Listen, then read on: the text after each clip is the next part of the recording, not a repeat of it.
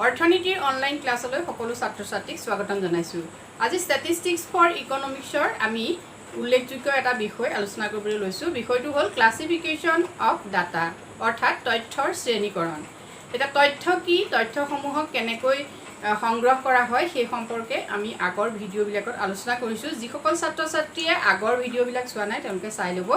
যিহেতু তথ্য কি, তথ্যৰ ভাগসমূহ কি কি, তথ্য কেনেকৈ কালেক্ট কৰা হয় বা তথ্যৰ বিভিন্ন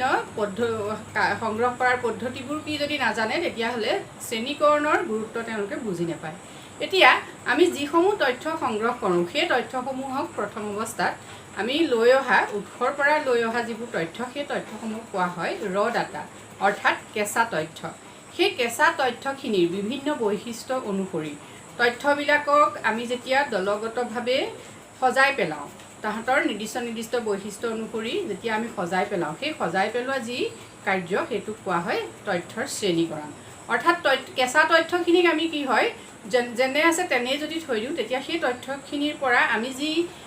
যিটো উদ্দেশ্যলৈ তথ্যসমূহ সংগ্ৰহ কৰিছোঁ সেই উদ্দেশ্য আমি সিদ্ধি কৰিব নোৱাৰোঁ। আমি তথ্যসমূহৰ পৰা বিচৰা যিটো ৰিজাল্টটো পাবলৈ হ'লে আমি কি কৰিব লাগিব, তথ্যসমূহৰ গুণ বৈশিষ্ট্য, তথ্যসমূহৰ বিভিন্ন ছিকুৱেঞ্চ সেইবিলাক চাই পেলাই আমি কি কৰিব লাগিব, তথ্যবিলাকক সজাই পেলাব লাগিব। গতিকে তথ্যক এটা নিৰ্দিষ্ট প্ৰণালীবদ্ধভাৱে তথ্যসমূহ বুজি পোৱাকৈ সাধাৰণ বৈশিষ্ট্য অনুসৰি দলবদ্ধভাৱে যেতিয়া আমি তথ্যসমূহক সজাওঁ তাকে কি বুলি কোৱা হয়, তথ্যৰ শ্ৰেণীকৰণ বুলি কোৱা হয়। আমি এটা ডেফিনিশ্যন চাওঁ। ডেফিনিশ্যনটো দিছে স্বীকৃতে, according to Sikrit, classification is the process of arranging data into sequences and groups according to the common characteristics or separating them into different or related parts. এতিয়া আমি different partsও থাকিব পাৰে, বেলেগ বেলেগ অংশ আছে, আকৌ ৰিলেটেড পাৰ্টছ সম্পৰ্কযুক্ত অংশবিলাক কি কি সেই গোটেইখিনি চাই কমন কেৰেক্টাৰিষ্টিকখিনি চাই আমি কি কৰিব লাগিব, সেইখিনি অনুসৰণ কৰি আমি তথ্যবিলাকক কি কৰোঁ, নিৰ্দিষ্ট ছিকুৱেঞ্চ আৰু গ্ৰুপত ভাগ কৰোঁ। এই নিৰ্দিষ্ট ছিকুৱেঞ্চ আৰু গ্ৰুপত ভাগ কৰা যিটো প্ৰচেছ ধৰণ, সেই ধৰণটোকে আমি কি বুলি ক'ম তেতিয়াহ'লে, ক্লাছিফিকেশ্যন অফ ডাটা। নেক্সট আহিলে ক্লাছিফিকেশ্যন অফ ডাটা যে হয়, অৰ্থাৎ তথ্যক যে আমি শ্ৰেণীকৰণ কৰিব লাগে, কিয় কৰিব লাগে, অৰ্থাৎ তথ্যসমূহ যে আমি এনেকৈ সজাব লাগে শ্ৰেণী অনুসৰি বা দলবদ্ধভাৱে যে তথ্যসমূহ সজাব লাগে ছিকুৱেঞ্চ অনুসৰি, কমন কেৰেক্টাৰিষ্টিকখিনি অনুসৰণ কৰি কিয় কৰিব লাগে বা অবজেক্টিভছখিনি কি আমি সেই সম্পৰ্কে চাই লওঁ। এতিয়া প্ৰথম অবজেক্টিভছটো হ'ল to depict homogeneity and heterogeneity of collected data, অৰ্থাৎ সংগৃহীত যিবিলাক তথ্য সেই তথ্যবিলাকৰ মাজত সমজাতীয় তথ্য কোনখিনি আৰু বিষমজাতীয় তথ্য কোনখিনি সেই কথাখিনি আমি কি কৰিব লাগিব, উলিয়াই পেলাব পাৰিম কিহৰ দ্বাৰা, যদি আমি তথ্যসমূহ শ্ৰেণীকৰণ কৰিবলৈ যাওঁ। অৰ্থাৎ তথ্যসমূহৰ মাজত থকা ছিমিলাৰিটিছ, সাদৃশ্য আৰু বৈসাদৃশ্য, ডিছছিমিলাৰিটিছ, এই দুয়োটাক আমি কি কৰিব পাৰিম, যদি তথ্যসমূহ শ্ৰেণীকৰণ কৰোঁ তেতিয়া আমি তাক কি কৰিব পাৰোঁ, উলিয়াই ল'ব পাৰোঁ। ঠিক আছে। নেক্সট পইণ্টটো আহিলে to make data easy to understand by eliminating unnecessary details through classification. এতিয়া যেতিয়া তথ্য সংগ্ৰহ কৰা হয় তেতিয়া কি হয়, আননেচেচেৰী কিছুমান ডাটা অৰ্থাৎ অনাৱশ্যকীয় তথ্য কিছুমান কি হয় তথ্যৰ মাজত সোমাই থাকে। যেতিয়া আমি অনাৱশ্যকীয় তথ্যখিনি আঁতৰাই দিওঁ তেতিয়া কি হয়, তথ্যখিনি বুজাত সহজ হয়। গতিকে এইটো এটা ইয়াৰ অবজেক্টিভছ। নেক্সট আহিলে টু ফেচিলিটেট কম্পাৰেটিভ ষ্টাডি। এতিয়া তথ্যখিনি আমি সংগ্ৰহ কৰিলোঁ, সংগ্ৰহ কৰি যিহেতু আমি ডাটা সংগ্ৰহ কৰিছোঁ, ডাটাখিনিৰ পৰা আমি কি কৰিব লাগিব, নেক্সট ষ্টেপত ডাটাখিনি আমি কম্পেয়াৰ কৰিব লাগিব। যদি আমি ডাটাখিনি কম্পেয়াৰ কৰিব লগা হয়েই, যদি তথ্যখিনি আমি কি কৰিব নোৱাৰোঁ, ক্লাছিফিকেশ্যন কৰি নলওঁ, অৰ্থাৎ তাক যদি আমি শ্ৰেণীবদ্ধভাৱে সজাই নলওঁ তেতিয়া আমি কি কৰিব নোৱাৰোঁ, ডাটাসমূহ তুলনা কৰিবলৈ আমি সহজ নাপাম, অসহজ হ'ব। গতিকে ডাটা তুলনাৰ বাবে, তথ্যসমূহক তুলনাৰ বাবে সহজ কৰি তুলিবলৈ আমি কি কৰিব লাগিব, শ্ৰেণীকৰণ কৰিবই লাগিব। নেক্সট পইণ্টটো আহিলে to point out the correct picture of the unorganise data. এতিয়া ডাটাবিলাক কি হৈছে, অৰ্গেনাইজ এণ্ড আনঅৰ্গেনাইজ, মানে সংগঠিত আৰু অসংগঠিত তথ্য। এতিয়া যিবিলাক অসংগঠিত তথ্য সেই তথ্যবিলাকক আমি কি কৰিম, পইণ্ট আউট কৰি পেলাই আমি মানে এইটো অসংগঠিত তথ্য বা এইটো অপ্ৰয়োজনীয় এনেকৈ আমি তথ্যসমূহ, অসংগঠিত তথ্যসমূহ আমি কি কৰিব পাৰিম, কাৰেক্ট কৰিব পাৰিম। ঠিক আছে। নেক্সট আহিলে to make the basis of tabulation. এতিয়া তথ্য সংগ্ৰহ কৰি অনাৰ পাছত তথ্যসমূহ যদি আমি ক্লাছিফিকেশ্যন নকৰোঁ অৰ্থাৎ তথ্যসমূহ যদি আমি শ্ৰেণীকৰণ নকৰোঁ তেতিয়াহ'লে তথ্যসমূহক আমি কি কৰিব নোৱাৰোঁ তালিকাকৰণ কৰিব নোৱাৰোঁ অৰ্থাৎ টেবুলেশ্যন কৰিব নোৱাৰোঁ গতিকে তথ্য সংগ্ৰহৰ পাছৰ প্ৰথম ষ্টেপটো হ'ল কি শ্ৰেণীকৰণৰ পাছৰ ষ্টেপটো হ'ল তালিকাকৰণ গতিকে টেবুলেশ্যনৰ বেচিছটো কোনে গঢ় দিয়ে ক্লাছিফিকেশ্যনে গতিকে ক্লাছিফিকেশ্যন অতি আৱশ্যক টেবুলেশ্যনৰ মানে তালিকাকৰণৰ বাবে বা ই হ'ল ভেটি হয় ক্লাছিফিকেশ্যন মানে শ্ৰেণীকৰণ তালিকাকৰণৰ ভেটি হয় নেক্সট পইণ্টটো আহিল two enable A statistical treatment of the collected materials আমি যিবিলাক তথ্য সংগ্ৰহ কৰোঁ সেই তথ্যবিলাকক পৰিসাংখ্যিক এটা বেচিছ দিবলৈ মানে ষ্টেটিষ্টিকেল যিবিলাক আমাৰ ষ্টেটিষ্টিকেল যিটো ট্ৰিটমেণ্ট মানে পৰিসাংখ্যিকীয় তথ্য তাৰ পৰা আমি উলিয়াবলৈ ডাটাবিলাকক আমি কি কৰিব লাগিব ক্লাছিফিকেশ্যন কৰিবই লাগিব মানে আমি পৰিসাংখ্যিকীয় তথ্য তাৰ পৰা যদি লাভ কৰিবলৈ হয় তেতিয়াহ'লে আমি ডাটাবিলাকক কি কৰিব লাগিব মানে শ্ৰেণীকৰণ কৰিব লাগিব এতিয়া আমি এতিয়া এনেই উদাহৰণ হিচাপে চাই ল'লোঁ আমি যিকোনো এটা তথ্য সংগ্ৰহ কৰিলোঁ তথ্যবিলাক সংগ্ৰহ কৰি আনি পেলাই আমি কি কৰিব লাগিব আমি ধৰি ল'লোঁ লোকপিয়লৰ তথ্য সংগ্ৰহ কৰিলোঁ লোকপিয়লৰ মানে জনসংখ্যাৰ তথ্য সংগ্ৰহ কৰিবলৈ যাওঁতে কি হ'ল বিভিন্ন ধৰণৰ আমি তাত তথ্য পালোঁ এনেকৈ জানো পুৰুষ পালোঁ আমি প্ৰথমতে পুৰুষ নাৰী এনেকৈ আমি ভাগ কৰি ল'লোঁ সেই পুৰুষৰ এতিয়া গড় বোলে 30 বছৰৰ ওপৰত ভাৰতবৰ্ষত কিমান পুৰুষ আছে সেইটো আমি চাবলৈ কি কৰিব লাগিব পিছত ষ্টেটিষ্টিকেল তাৰ পৰা আমি ডাটা উলিয়াব লাগিব গতিকে সেই পুৰুষৰ যিটো তথ্য 30 বছৰৰ ওপৰত যিটো পুৰুষৰ তথ্য সেইখিনি আমি একাধিকক্ৰমে কি কৰিব লাগিব সজাই ল'ব লাগিব সজাই লৈ আমি তাৰ গড় মান উলিয়াব লাগিব গতিকে ঠিক সেই কামখিনিৰ বাবে আমাৰ কি হয় শ্ৰেণীকৰণ অতি আৱশ্যক হয় এতিয়া নেক্সট আমি চাওঁ characteristics of N ideal classification অৰ্থাৎ আদৰ্শগত শ্ৰেণীকৰণৰ বৈশিষ্ট্যবিলাক কি কি মানে এটা আদৰ্শ শ্ৰেণীকৰণৰ বৈশিষ্ট্য কি হ'ব পাৰে সেইটো এটা সকলোতকৈ গুৰুত্বপূৰ্ণ কথা যে ক্লাছিফিকেশ্যন হ'ব কিন্তু ক্লাছিফিকেশ্যনটো আইডিয়েল হয় নে নহয় গুড হয় নে নহয় সেইটো চাবলৈ হ'লে তাৰ কিছুমান বৈশিষ্ট্য থাকিব লাগিব তাৰ প্ৰথম বৈশিষ্ট্যটো হ'ল হোমোজেনিটি অৰ্থাৎ সমগুণসম্পন্ন এতিয়া আমি যেতিয়া তথ্যসমূহ ক্লাছিফিকেশ্যন কৰিম তথ্যসমূহ যেতিয়া শ্ৰেণীকৰণ কৰা হয় তথ্যসমূহক কি কৰিব লাগিব সমজাতীয়ভাৱে তথ্যসমূহ সজাব লাগিব গতিকে সেই গুণটো থাকিব লাগিব নেক্সট পইণ্টটো আহিলে আনএম্বিগুইটি অৰ্থাৎ দ্ব্যৰ্থতা থাকিব নালাগিব মানে এই যে হয় নহয় এতিয়া আমি কিবা কথা এটা ক'লোঁ যে এইটো হ'ব লাগে এইটো হয় নেকি নহয় নেকি এই যিটো দ্ব্যৰ্থক বোধ সেই দ্ব্যৰ্থক বোধটো থাকিব নালাগিব গতিকে তথ্যসমূহ তাৰমানে স্পষ্টভাৱে যে কোনটো ক'ত সজাব সেইটো কি হ'ব লাগিব স্পষ্ট হ'ব লাগিব নেক্সট আহিলে ষ্টেবিলিটি অৰ্থাৎ স্থিৰতা এতিয়া শ্ৰেণীকৰণ কৰোঁতে কি হৈছে স্থিৰ হ'ব লাগিব ডিচিশ্যনটো যে এইখিনিত আমি পপুলেশ্যন আমি সজাবলৈ লৈছোঁ মানে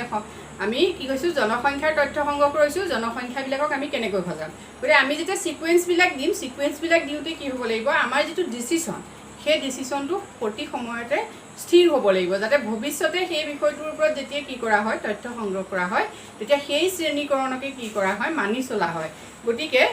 আমি ক্লাছিফিকেশ্যন কৰোঁতে আমি কি কৰিব লাগিব স্থিৰতাটোক বিশেষভাৱে গুৰুত্ব দিব লাগিব তথ্যসমূহ সজোৱাৰ ক্ষেত্ৰত নেক্সট আহিলে ফ্লেক্সিবিলিটি অৰ্থাৎ এই ফ্লেক্সিবিলিটি কথাটো এনেকুৱা যে ইয়াত আমি কি কৰিব লাগিব যে প্ৰয়োজন সাপেক্ষে আমি তথ্যসমূহ কি কৰিব লাগিব সময় সাপেক্ষে বা কণ্ডিশ্যন ৱাইজ আমি তথ্যসমূহক কি কৰিব লাগিব অদল বদল কৰিও সজাব পৰা হ'ব এটা পৰিস্থিতি থাকিব লাগিব অৰ্থাৎ তথ্যসমূহ শিথিলতা থাকিব লাগিব মানে শ্ৰেণীকৰণ ব্যৱস্থাটো এনেকুৱা নহয় যে আমি একদম ধৰি ল'লোঁ যে এইটোহে হ'ব সেইটো নহয় প্ৰয়োজন সাপেক্ষে আমি কি কৰিব লাগিব শিথিল কৰিব লাগিব শ্ৰেণীকৰণৰ ষ্টাইলটো নেক্সট আহিলে টাইপছ অফ ক্লাছিফিকেশ্যন এতিয়া শ্ৰেণীকৰণ কৰিবলৈ আমি এইখিনি পালোঁ ইয়াৰ পাছত কথাটো হ'ল যে আমিনো আমি কি টাইপত ধৰণবিলাক কেনেকুৱা হ'ব শ্ৰেণীকৰণ কৰোঁতে আমি কি টাইপত কি কৰিম শ্ৰেণীকৰণ কৰিম তথ্যসমূহ সেই সম্পৰ্কে চাওঁ প্ৰথমটো হ'ল জিঅ'গ্ৰাফিকেল ক্লাছিফিকেশ্যন অৰ্থাৎ এইটো হ'ল জিঅ'গ্ৰাফিকেল ক্লাছিফিকেশ্যন এইটো on the basis of area মানে এৰিয়া বেচিছ যিকোনো ঠাই বেচিছ আমি কি কৰিম যেতিয়া তথ্যসমূহক সজাম তেতিয়া সেইটো কি বুলি কোৱা হ'ব যে এইটো হ'ল জিঅ'গ্ৰাফিকেল ক্লাছিফিকেশ্যন এতিয়া আমি এটা উদাহৰণো চাব পাৰোঁ যে কেনেকুৱা হ'ব পাৰে মানে জিঅ'গ্ৰাফিকেল ক্লাছিফিকেশ্যনটো কেনেকুৱা হ'ব পাৰে এতিয়া আমি ধৰি ল'লোঁ অসমৰ আমি ভাৰতবৰ্ষৰ বিভিন্ন ৰাজ্যৰ মাটিকালি আমি লিখিব খুজিছোঁ যেনে আমাৰ বিভিন্ন ৰাজ্যৰ মাটিকালি লাগে আমি প্ৰথমতে ধৰি ল'লোঁ আমি অসম এইফালে আমি ধৰি ল'লোঁ ষ্টেট আৰু এইফালে ধৰিলোঁ আমাৰ মাটিকালি এৰিয়া এৰিয়া আমাৰ বৰ্গ কিলোমিটাৰ আমি দিলোঁ কিহত ধৰক নেক্সট আহিলে ইয়াত আমি ষ্টেটটো ধৰিলোঁ আছাম ইয়াত কিমান আমি সেইটো দিলোঁ নেক্সট এফালে আমি অৰুণাচল এফালে দিলোঁ কিমান ঠিক এই যেটো চিষ্টেম নেক্সট আহিলে আমাৰ ধৰি ল'লোঁ মণিপুৰ এফালে দিলোঁ আমি কিমান এনেকৈ আমি নাগালেণ্ড নেক্সট আমি দিলোঁ দিল্লী এনেকৈ আমি দিলোঁ এফালে কিমান আমি এনেকৈ লিখি গ'লোঁ এই যেটো চিষ্টেম এই চিষ্টেমটো মানে এৰিয়া ৱাইজ আমি কি কৰিলোঁ ঠাই আমি অনুসৰণ কৰি পেলাই কি কৰি তথ্যসমূহ সজালোঁ এইটোক কি বুলি কোৱা হয় জিঅ'গ্ৰাফিকেল ক্লাছিফিকেশ্যন বুলি কোৱা হয় এই জিঅ'গ্ৰাফিকেল ক্লাছিফিকেশ্যনত এটা বিশেষ গুৰুত্ব দিবলগীয়া কথা ইয়াত সাধাৰণতে কি হয় তথ্যসমূহ এলফাবেটিকেলি সজোৱা হয় সেইটো ছাত্ৰ ছাত্ৰীসকলে কথা মন কৰিব এতিয়া নেক্সট আহিলে ক্ৰনলজিকেল ক্লাছিফিকেশ্যন অৰ্থাৎ সময় ভিত্তিক মানে কাল ভিত্তিক কি হৈছে শ্ৰেণীকৰণ কাল ভিত্তিক শ্ৰেণীকৰণটোত কি হৈছে সময়ক গুৰুত্ব দি পেলাই শ্ৰেণীকৰণ কৰা হয় এতিয়া ঠিক কথাটো এনেকুৱা বোলে এফালে আমি দিলোঁ ইয়েৰ আৰু এফালে দিলোঁ পপুলেশ্যন এতিয়া ইয়েৰত আমি ধৰি লোৱা 1990 ইণ্ডিয়াৰ জনসংখ্যাৰ কথা লিখিব খুজিছোঁ এতিয়া 190 ইণ্ডিয়াৰ জনসংখ্যা ভাৰতবৰ্ষৰ জনসংখ্যা কিমান আছিলে আমি এইফালে ধৰি ল'লোঁ 120 কৰোঁ কিবা এটা আমি ধৰিছোঁ জাষ্ট আমি এটা এক্সাম্পল লৈছোঁ নেক্সট আমি 10 বছৰৰ পাছত যদি লিখোঁ তেতিয়া আমি লিখিলোঁ ধৰি ল'লোঁ 2000ত কিমান আছিলে আমি এফালে লিখিলোঁ কিবা এটা 125 ছাপ'জ নেক্সট এতিয়া 10 বছৰত লিখিছোঁ আমি গতিকে এইটো 10 ধৰিলোঁ নেক্সট আমি 220 ধৰিলোঁ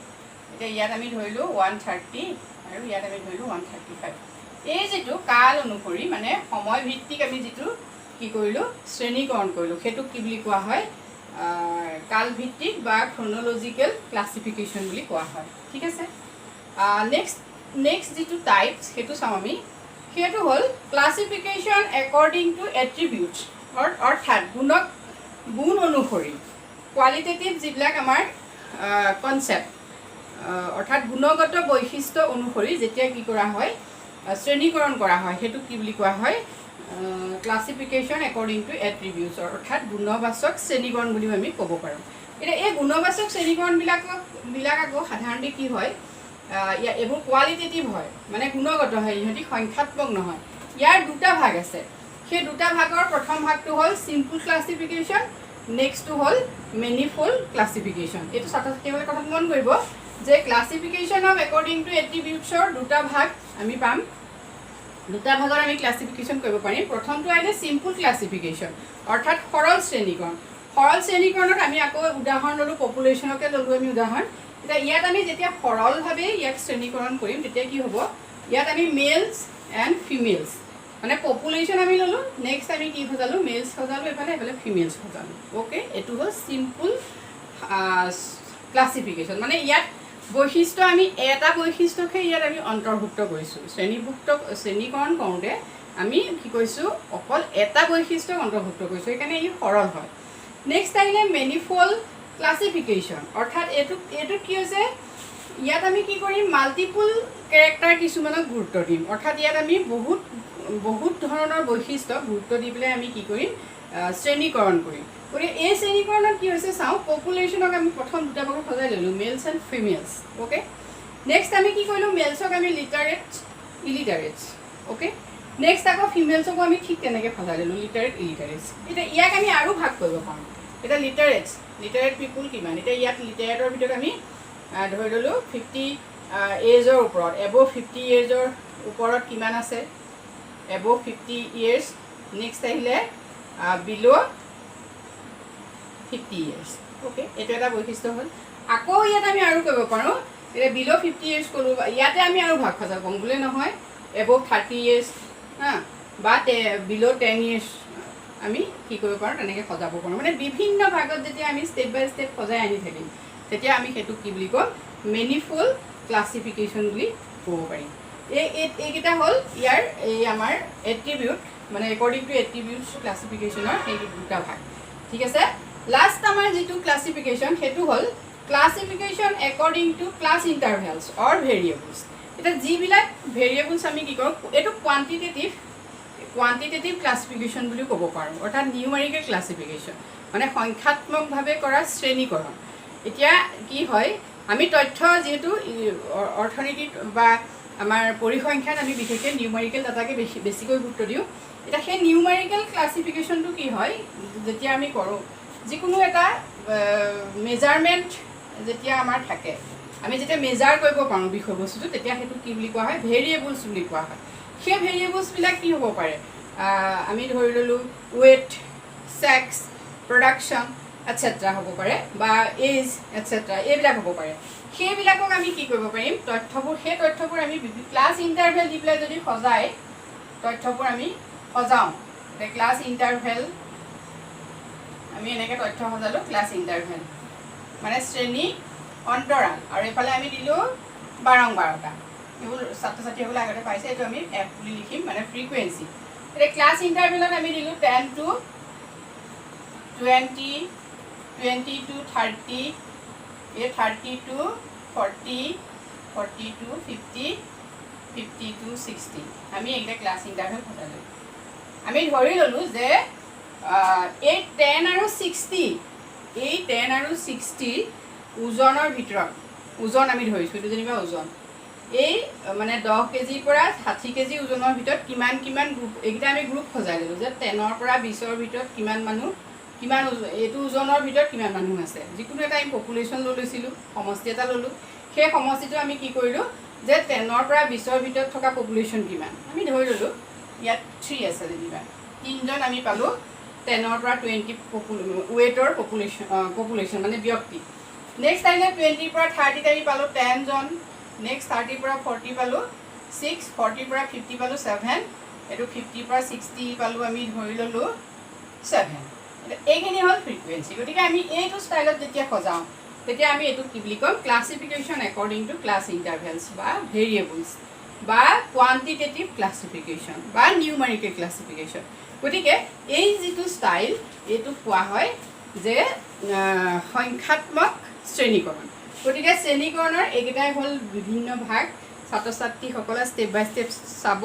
আৰু পৰিসংখ্যা বিজ্ঞানৰ সকলোতকৈ উজু বিষয় হয়। যদি ষ্টেপ বাই ষ্টেপ কথাখিনি চাই যায়, তেতিয়াহ'লে পৰিসংখ্যা বিজ্ঞান সহজেই তেওঁলোকৰ সমাধান কৰিব পৰা এটা বিষয় হৈ উঠিব। আজিলৈ ইমানেই। যদি ভিডিঅ'টো ভাল লাগিছে লাইক কৰিব, কমেণ্ট কৰিব, আৰু মোৰ চেনেলটো সকলোৱে ছাবস্ক্ৰাইব কৰিবলৈ নাপাহৰিব। Thank U.